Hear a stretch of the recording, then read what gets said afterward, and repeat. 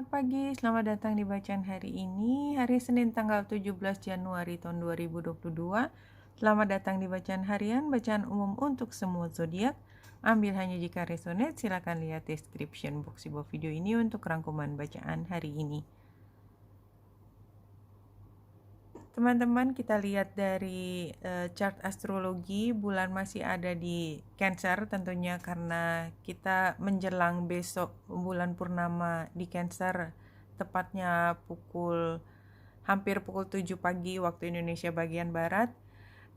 Dan hari ini bulan oposisi dengan Venus yang retro, ya, jadi kayak kita dipaksa untuk melihat perubahan apa yang sudah terjadi pada kita dalam 1 minggu terakhir ini. Dan kalau saya lihat bacaan minggu lalu kemarin untuk saya mulai membuat bacaan minggu yang ini, itu banyak sekali transformasi, dan dalam perjalanan ini juga saya sendiri merasakan ada beberapa kehilangan gitu ya. Kehilangan dalam arti kata hal yang membuat saya harus melihat ini dunia bukan lagi seperti yang biasanya. Ada hal besar yang berubah yang walaupun kayaknya sekarang belum banyak kerasa, somehow dia akan memberi warna yang berbeda ke depan. Itu kerasa sekali pada hari ini.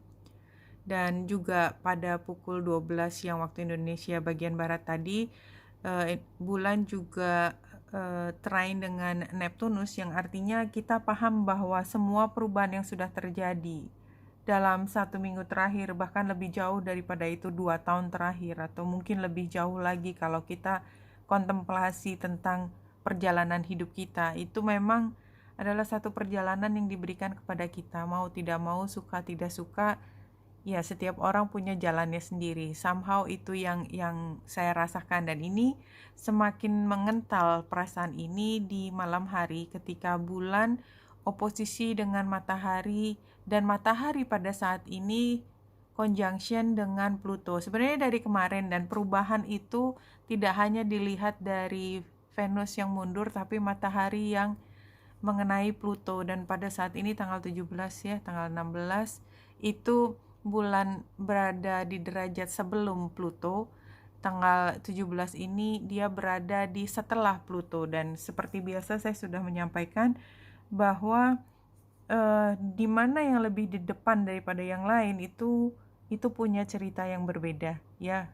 Bahwa ini adalah satu periode yang kita merasakan sendiri ya, apalagi kan matahari yang mengaktifasi Pluto. Pluto itu pengaturnya Scorpio, dan dia tentang transformasi, pemahaman yang jauh dalam di tempat diri kita yang paling gelap, rahasia atau informasi yang tidak pernah terjangkau sebelumnya, itu kan muncul sekarang dan dihadapkan pada bulan. Dan bulan purnama ini juga mengandung makna perubahan yang sangat besar ya, belum sampai pada hari ini, tetapi bulan yang conjunction dengan Pluto itu sendiri menandakan bahwa ini adalah periode, jadi paling nggak minggu ini kita kerasa, sebenarnya 2 minggu ke depan ya, itu kita akan satu demi satu melihat perubahan demi perubahan dalam kehidupan kita. Dan kalau kita udah siap, maka semua hal itu seperti kita udah mengantisipasi, seberapapun kita melihat itu sebagai kejutan. Jadi kita tidak lagi mudah terkejut dengan kejutan itu. Dan itu menandakan bahwa kita udah cool, kita mampu mengendalikan emosi, dan kita selalu mampu mengkaitkan keterkejutan itu nggak membuat kita freak out, tetapi kita tahu bahwa semua informasi yang baru datang, kejutan-kejutan itu sebenarnya sudah ada dari entah kapan, hanya sekarang waktunya kita melihat. Dan ketika kita punya perasaan seperti itu, artinya kita udah sampai di titik dimana kita sudah punya gantungan ya dari sistemnya semesta, dimana kita tahu kita nggak bakalan jatuh. Semesta itu besar sekali, sejatuh-jatuhnya kita tuh selalu ada yang menangkap. Karena banyak hal yang kita belum ketahui, tapi satu hal yang kita yakini bahwa kita selalu tepat berada di path, di jalan di mana kita harus berada. Seperti itu. ya. Dan itu tadi saya bicara panjang lebar seperti itu karena ada pengaruh, ada train dari Neptunus. Neptunus itu membuat kita berpikir seperti itu. Levelnya udah nggak kayak sehari-hari lagi. Kalau kita lihat di sini, apa yang ada sekarang itu adalah hasil dari pilihan kita kemarin. But ya, kita kan juga udah belajar bahwa pilihan kita tuh kan sebenarnya bukan semata-mata gitu ya, ide cemerlangnya kita sendiri gitu kan. Logikanya seperti itu. Jadi kayak misalnya kalau kita kembali ke cerita Nabi Yusuf gitu ya. Nabi Yusuf itu kalau kita lihat ceritanya kan kebanyakan adalah tentang ketika dia masih muda, ketika dia harus dijahati kakaknya, kemudian dijual jadi budak, kemudian ketemu dengan keluarga dari bangsawan di Mesir, kemudian dia harus mengalami banyak hal. Tetapi kan titik akhirnya bukan di situ. Kalau dia selamanya berada di lingkungan bangsawan itu, dia kan nggak sampai tempat di mana dia jadi bendaharanya raja. How? Itu kan jalannya kan nggak bisa ada di otaknya orang, nggak nyampe gitu loh ke orang sampai situ, bahwa ternyata pilihannya dia adalah daripada saya berada di lingkungan yang membuat saya hanya jadi objek ya, karena Nabi Yusuf itu kan rupawan sekali sehingga orang itu sukar sekali melihat dia sebagai core-nya, yang dilihat selalu kulitnya. Dia masuk ke tempat di mana di penjaranya itu ya, dan udah tahu ceritanya, itu dia membangun semua kekuatannya di penjara ketika core-nya dia tidak lagi hanya fisiknya dia, itu bisa berkembang. Bagaimana bayangkan dia dari orang anak kecil yang dibuang, berarti pendidikan yang nggak tahu apa, sampai jadi bendahara kerajaan. Itu kan walaupun pada saat itu belum ada ilmu degree atau apapun, tapi dia belajar banyak sekali ketika di tempat yang tersembunyi, terisolasi. Nah, kayak gitu. Jadi kalau kita lihat nih gambar musangnya, seolah-olah musibah banget gitu ya. Musibah banget kenapa dia harus dipenjara, menderita di situ. Tentu saja menderita, tetapi kemudian dia menemukan kekuatannya. Dia punya kelompoknya dia yang mendukung dia. Dia bisa belajar tentang pangan di situ, belajar tentang manajemen teknologi pangan. Ya, itu bahasa kita sekarang, tapi bahasa lalu kan begitu. Bagaimana mungkin selama 7 tahun, ya 7 tahun setelah panen, itu 7 tahun berikutnya panenannya masih bisa dikonsumsi tanpa busuk.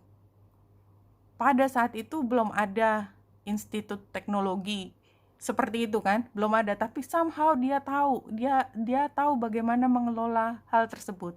Nah, memang lebih banyak dari kita melihat itu semua sebagai drama ya, karena kalau kita kembali lagi ke cerita Nabi Yusuf, itu kan yang sebenarnya ingin disampaikan adalah dia adalah diamond di keluarga, di tempat dimana nggak ada yang melihat dia sebagai diamond kecuali ayahnya, tapi ayahnya juga nggak punya kekuatan untuk mengasah dia menjadi diamond.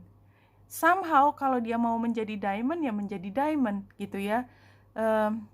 Tapi itu adalah perjalanan panjang yang orang lebih banyak melihatnya drama. Kalau kita ambil titik garisnya aja, dia lahir bukan di Mesir, tapi dia jadi pejabat di Mesir. Itu kan 2 titik itu aja ya, kalau sudah jodoh ya jodoh, titik. Nah, ini kan kebanyakan kita melihat dari cerita Yusuf adalah dramanya, bagaimana perjalanannya detik demi detik, hari demi hari.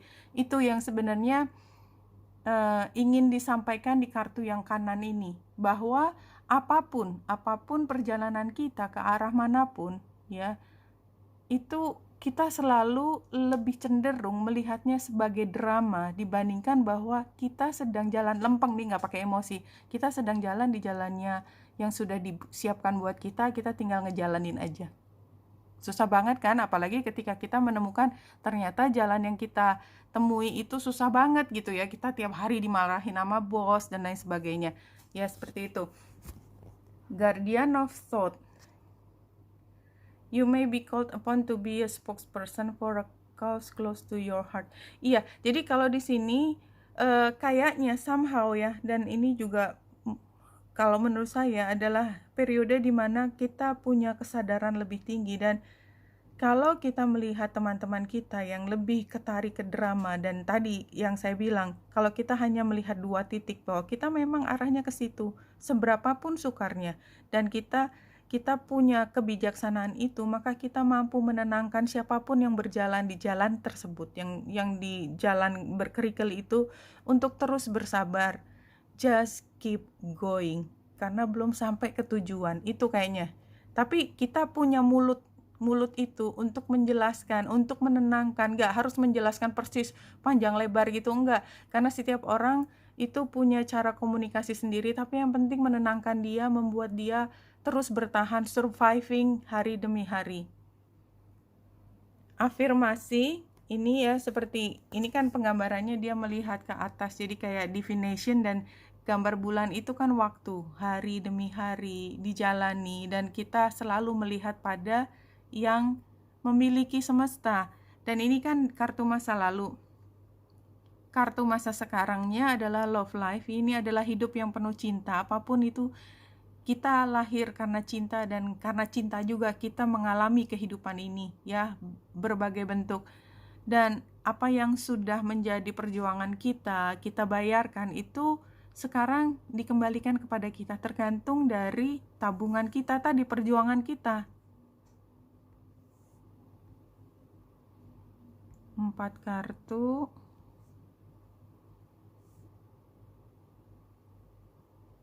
Oke, sebelah kanan hasilnya Emperor. Ya, jadi artinya memang kita dalam kendali dalam hidup kita. Kita tidak lagi terombang-ambing dengan perasaan bahwa nanti dia gimana, nanti itu gimana, nanti apa pengaruhnya ke saya.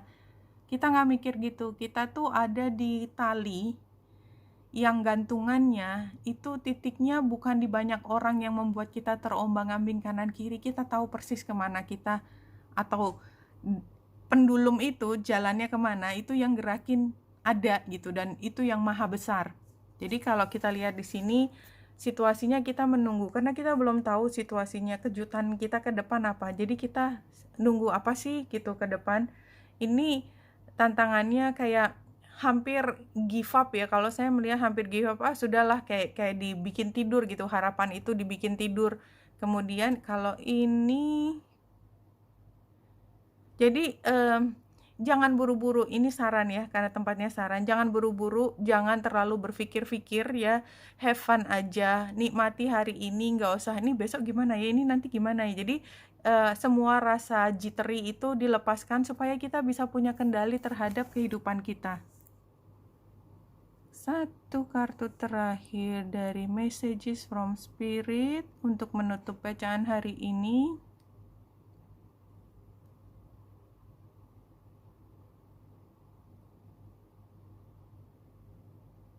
Learning your limits is all about knowing you have no limits.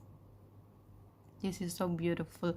Jadi namanya manusia itu selalu ada keterbatasan, karena kita nggak bisa makan nasi sekarung dalam 1 hari. Itu logikanya gitu. Semua hal itu kan logika yang kalau kita dipaksakan punya semua dalam 1 waktu, kita overwhelm, nggak akan mampu, nggak.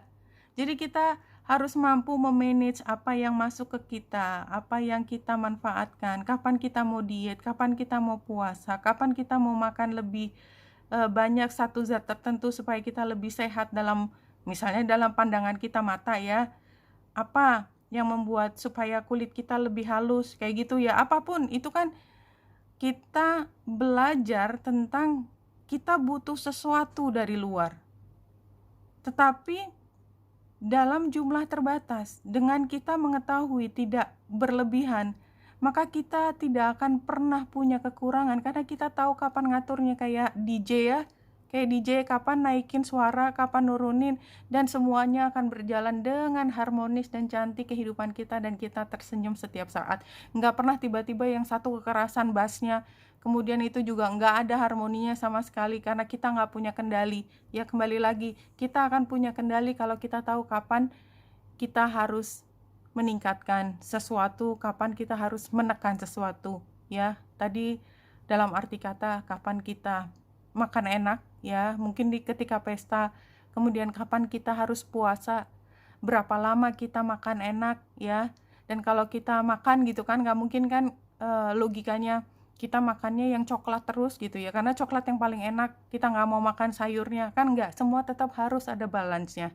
Positif, negatif, semua adalah hal yang positif untuk diri kita, termasuk dalam pengalaman-pengalaman keseharian, walaupun rasanya tidak sama, ada yang enak, ada yang nggak enak, ada yang bosenin, ada yang sangat menarik, tapi semua itu kita butuhkan untuk menjadi diri kita yang punya kekayaan dalam mengalami apa yang kita hadapi di bumi ini. Oke, Wenita Indrasari sini, semoga membantu. Salam hati dan cahaya.